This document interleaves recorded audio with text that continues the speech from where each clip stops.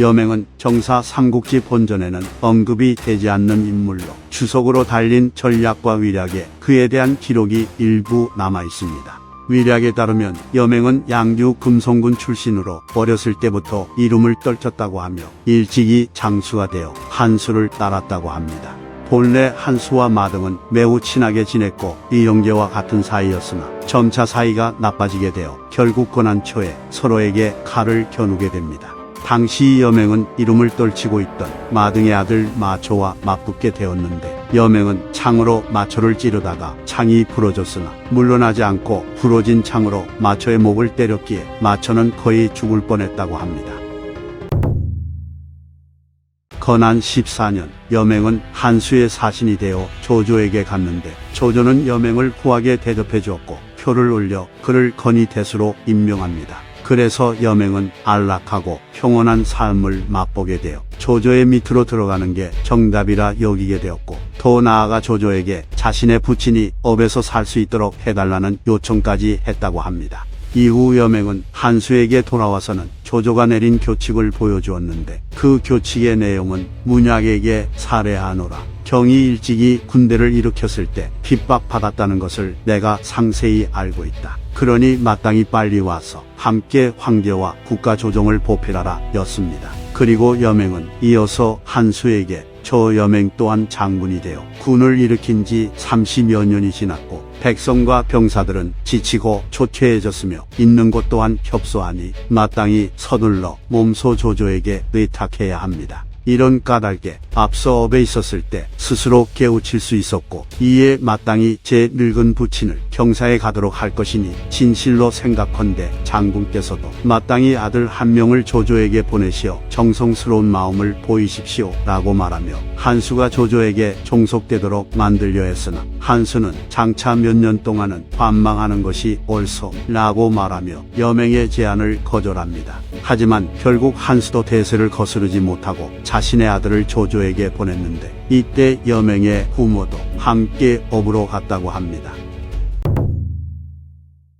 여맹은 한수를 꼬드겨 조조에게 항복을 하려 했지만 조조가 종료를 시켜 한중의 장로를 토벌하라고 명하는 바람에 종료의 군대가 서쪽으로 이동해 왔고 이로 인해 상황이 고이게 됩니다. 그리하여 한수, 마초 등의 서량 군벌들은 조조가 자신들을 공격하려 한다고 착각해 반란 모의를 하였고 한수가 추대되어 도독의 자리에 오르게 됩니다. 그래서 여맹은 한수에게 마땅히 마초 등과 힘을 합치면 안 된다고 간언했으나 한수는 여맹에게 지금 여러 장수들이 미리 의논하지 않고도 서로 의견이 같으니 이는 천수를 가진 것과 같소 라고 말했다 합니다. 한수와 마초 등의 연합군은 동쪽으로 진격하여 홍농군 화엄면에 이르렀고 나중에 한수가 조조와 말을 타고 대화를 나눌 때 여맹은 그의 뒤에 있었는데 조조는 여맹을 바라보며 마땅히 효자가 되는 것만 생각하시오 라고 넌지시 말했다고 합니다.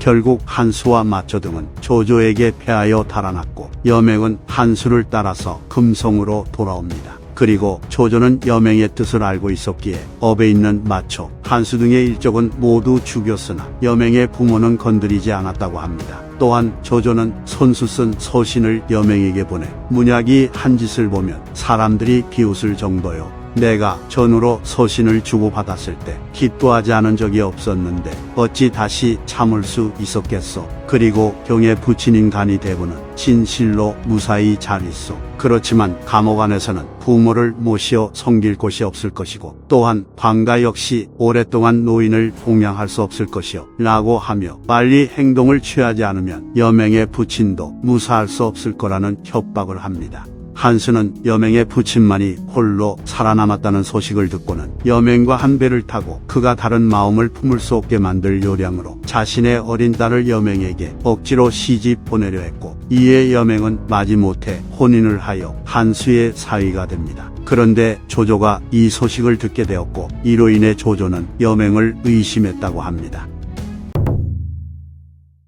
한수는 여맹으로 하여금 서평군을 다스리도록 했는데 여맹은 이대로 있다가는 자신의 부친의 목숨이 위험해질 거라 생각했기에 마침내 자신의 사병을 이끌고 한수를 공격합니다. 전약에 따르면 한수가 황중에 있을 때 그의 사위였던 여맹이 조조에게 항복을 하기 위해 한수를 죽이려 했다고 하며 야밤에 한수를 공격했으나 이기지 못했다고 합니다. 이후 여맹은 하우연에게 가서 항복했고 하우연은 물러나며 여맹을 후방에 남겼으나 이민족 수만 명이 여맹을 공격해왔기에 여맹은 가문 사람들을 데리고 도망쳐 조조에게 갑니다. 그리고 조조는 자신을 찾아온 여맹을 열후에 봉해줍니다. 이것으로 여맹의 기록은 끝이 나며 아마도 그는 조조의 밑에서 잘 먹고 잘 살았을 것으로 추정됩니다. 이상 삼국지 인물열전 여맹편 마치겠습니다. 재미있게 보셨다면 좋아요와 구독, 알림 설정 부탁드립니다. 감사합니다.